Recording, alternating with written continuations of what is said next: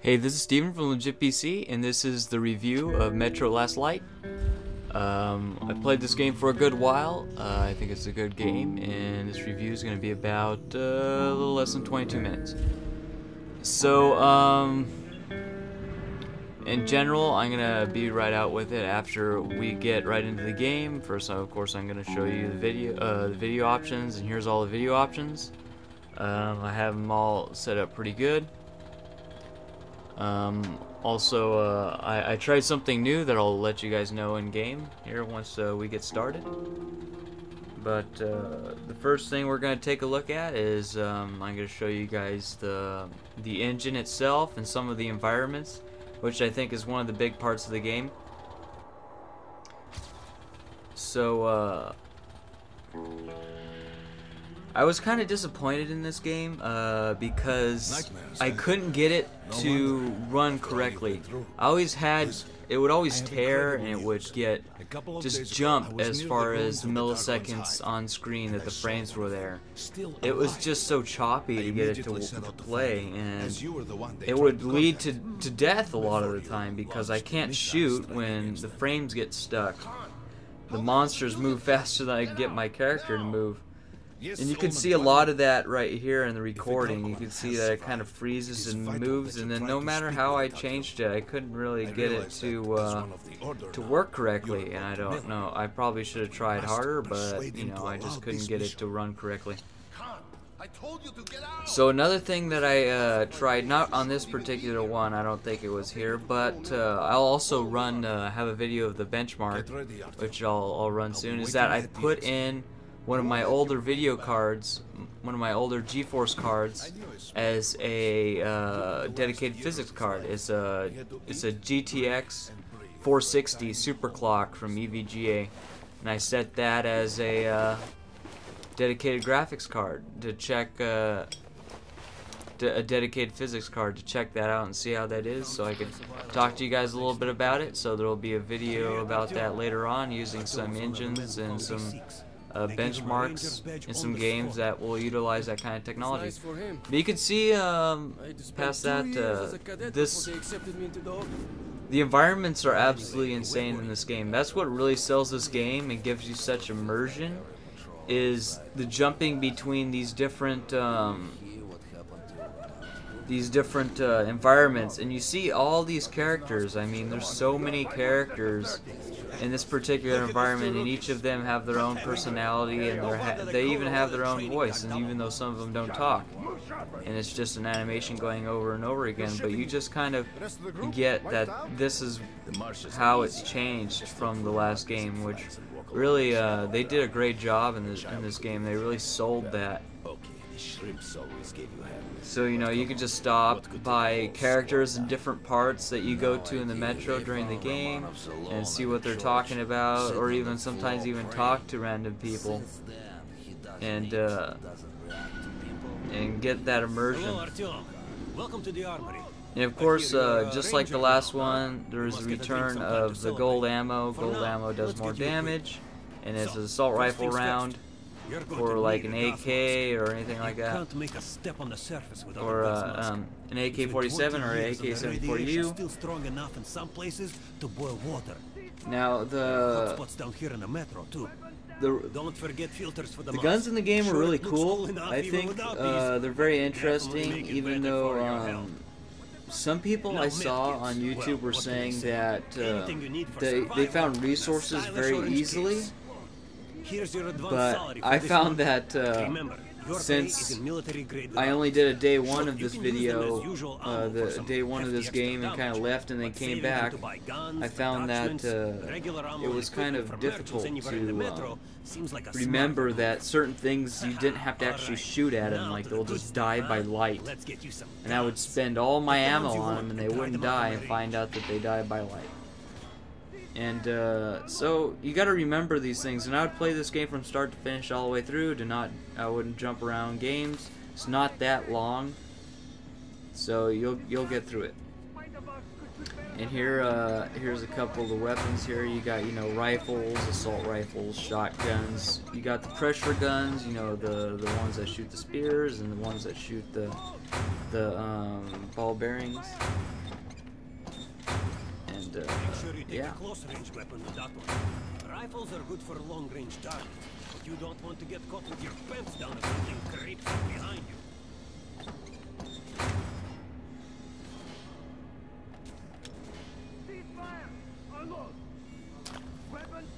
And of course you can see the customization right there. So here's another small environment of little interaction between you and the characters. And of course, like I said, the character design is absolutely amazing in this game. All the characters you interact with, all of the voiceover, all the voice actings in this game are absolutely perfect. They kind of, they are able to resemble all of the nations that are alive in the metro in one place. So here you have, you know, the neo-Nazi kind of race here, and in front of you is a Russian, and you're, well, of course they're all Russians, but he's what they call a red, from the Red Line. What the hell? Are you doing here then? Go get them! So you see here also that the frames kind of drop here in this intense environment here. I think this is when I already had a physics card. You'll notice on the footage that I do, on the top left, on the Precision X, you'll see card number 1 and card number 2.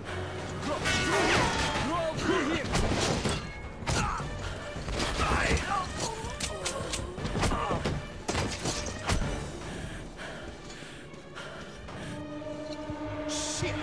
You're right. Hold on, Artyom, hold on!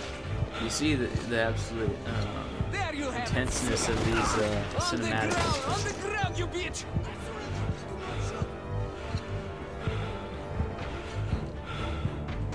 Hold on, Artyom, hold on, just a little more. After them now. Bastards, blend, they're opening the gate. Drop them! I see them! There they are! Stop them! And of course, also, while you see me shooting people here, the same thing happens in this one as it did with the other one. There's two different endings, so like you could pick whether to kill people or to not, and it will change the type of outcome of the game. Headed into Moscow when the whole Here's city another, of course, an outside environment. The building This is where you get all the immersion right to the here. theater. Is the The environment. ice is thawing up here. It's almost like The spring monsters and the afterwards. enemies you face Maybe are we'll kind get to see the of summit. not the craziest monsters I've ever seen. Wait. There's And got not to the be an smartest monsters underground I've ever path seen. somewhere around here. The Rangers would never cross the square out in the open.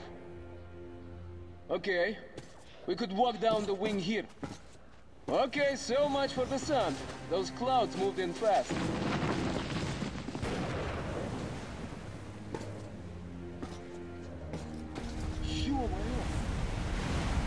Hey.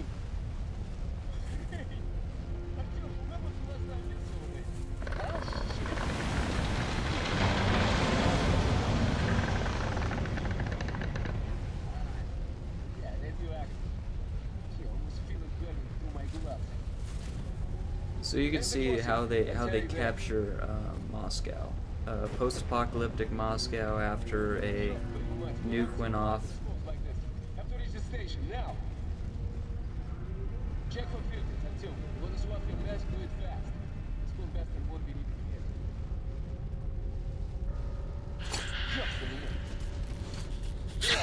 Yeah. I think I'm gonna be sick. And of course there's bodies laying everywhere that you could pillage. But you have to make sure that you do set some time to look for stuff, because the resources can get very scarce. And make sure that you buy resources and upgrade your guns when you get to places where you can buy it. And also here you get a little bit of the stealth. Did you ever do watch duty there? The station's nearby. With machine gun and searchlight. Your comrades are around. There's something rustles in the cobwebs and the sound just freezes blood. Why not burn those whips?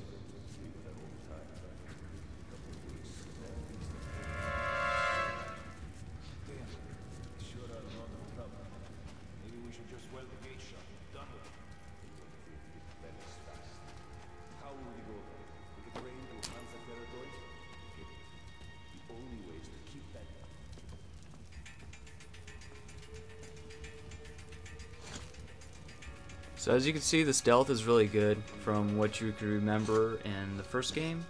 This one, watch your gamma settings. You will want to turn them up, because if you do set it how they say, you cannot see anything right in front of you. You cannot see anything. So set your gamma down. I mean, set your gamma up so you can see what you're doing. How should I know? You look like a And at first I thought it was going to kind of oversaturate, but it turned out, originally I thought I was going to be disappointed because it was going to oversaturate, but it actually turned out pretty well. So that would be definitely something that I would suggest, is to turn up your gamma, because when you get to points like this, when it's all in complete darkness, you will not be able to see anything. And here's another one of those kind of cinematic action scenes where you think really...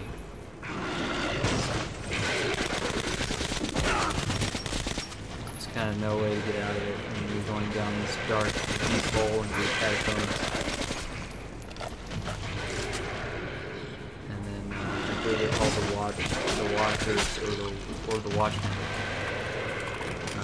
Come at you from inside the catacombs and jump onto the cage that you're going down on. And of course, the whole game is filled with events like this, as well as beautiful cinematics, beautiful combat scenes.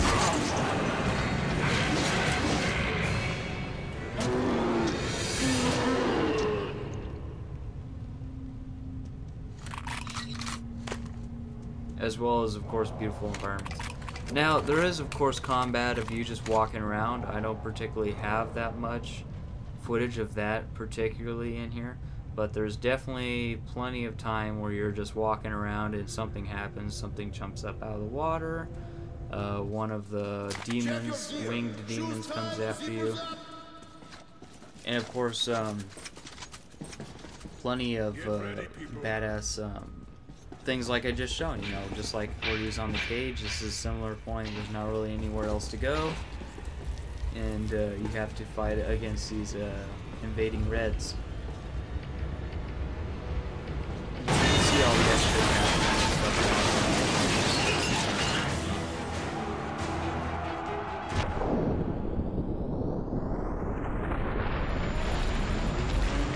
I mean, you can see how great this game is. It's just kind of unfortunate. Like, I couldn't get it to run. Like, it would have been so much better, and it wouldn't have ruined the immersion. So I really hope if you get this game that runs right for you, because it really will give you a better experience.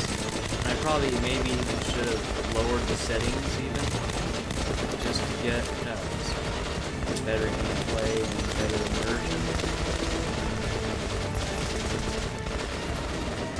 I mean, you can see, of course, the use of physics and those stuff breaking.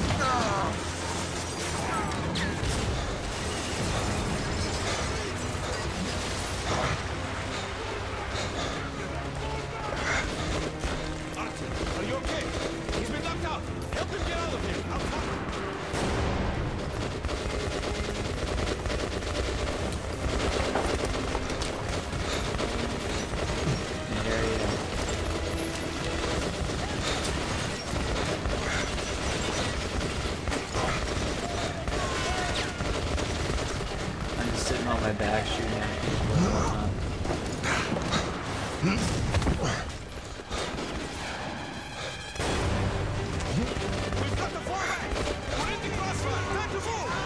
Of course, there's various other events like that. And here, of course, is another scene of this virus attack on this particular part of the metro. which, you know, you just follow the doctor around, listen to what he has to say. But this really, like I said, brings to the immersion of the game. I really can't say enough that this game is very, very similar to even something of a caliber of like BioShock Infinite, where it's just the environment is just so insane that you just feel like you're there almost. You don't even really need virtual reality for a game like this. It's just if you're into this kind of thing, you know, the post-apocalyptic and the kind of like zombie. It's almost kind of like zombies. So like if you're a fan of like Fallout or any other games like that, you really like the game like this, where it's just that much more immersive. Just like I'm saying, just like Fallout. Fallout's very immersive because the landscape is so massive, and of course this isn't a free-roaming game or anything like that of a likeness of Fallout, but I still think that you could get maybe a more, how to say, sheltered feeling of, you know, you go here, and there's not really any mistakes you can make in between. And I'm not trying to make it sound like it's easy. This game is really, really hard. This is one of the hardest games I've played for a while. You'll die so many times. In certain parts, of course, depending on your difficulty. Now, as you can see from this part right here, you're kind of walking through almost this thing that's inspired by, like, I Am Legend or other games that have contagions or anything like that. It's just these type of environments that really influence the game as well as its design and things like that. And I really miss this big this big sequence that happens right after this point, right here. I guess I stopped filming it there. Sorry about that. Here's another little scene here where it's another part of the metro where you're walking around, and then you have all these NPCs around that are, you know, eating supper and just living off of what they have left in the metro, and all the NPCs are having the little side conversations that you could go and talk to them and things like that, and even, you know, go and knock on doors and listen to what people have to say and who they think is at the door and things like that, and see what life is like in the metro and how in some points it could be similar to what it is without radiation and nukes exploding to everyday life and things like that. Which I think really shows the creativity of the developers to add in all this stuff that some people, I mean, that people may appreciate, may not. They put it there for the option. I mean, you could become so stuck inside what the NPCs are saying in their little side conversations that have nothing to even do with your character, that combat to context gameplay, so combat gameplay compared to context gameplay would be like 4 to 1. You would spend 4 times the time listening to NPCs than you will in any sort of combat or storyline. There's just that much there that the developers would put all that type of attention in situations like this, where you have NPCs walking around and they're upset, and they show that they're upset, and all the emotions and all that animation, as well as the sound design needed for the sound actors to get all that in there. It's just, it really shows how the developers want to get to that type of scene, similar like BioShock Infinite, that they wanted to have a game that kind of caliber, that they just kind of went all out on, even just interactions between the NPC, to where anybody that plays will find something that they like, whether it's the combat or the post-apocalyptic, or the guns, or the stealth, or like the cruelty or foul language, or love between man and woman. All that kind of stuff is in here. anybody that plays this game will find at least something that they like. Something that's worth playing it all the way through. Because I think that it's definitely one to play. And this is the last scene I have. It shows of another environment. Like I said, the environments make this game, as well as the cinematics and action sequences, and then the walking around is alright. So here you're at this another part of the metro where there's a bar, and they're all living really close together. They have, as you saw a few seconds ago, they had those pigs in the back. They're raising their food and things like that, and you see all these little parts of the train, people are living in, things like that, as well as other interactable stuff around. Which of course is, like I said, very well done. So I guess I'll move on to the conclusion and conclude this video. So I think the game is really great for any of the people that are into the post-apocalyptic thing, like Fallout or any kind of zombie game, or anything like that. Everybody will find something that they like in this game, as long as, of course, it works well on your PC. Even though it didn't work well on my PC, I still really enjoyed it. I still have no regrets about it at all.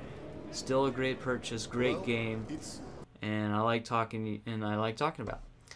So I would really suggest this to anybody that likes games and likes first-person shooter games, because that's the only thing it doesn't have in it. It doesn't have doesn't have any third-person gameplay, but that's it. It'll have everything else. So yeah, definitely buy it and try it out, and find something that you like in it, finish it, and then move on to another game.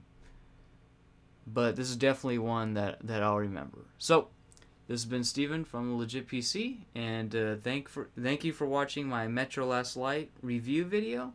And if you like videos like this, please subscribe for more videos like it. And thanks for watching.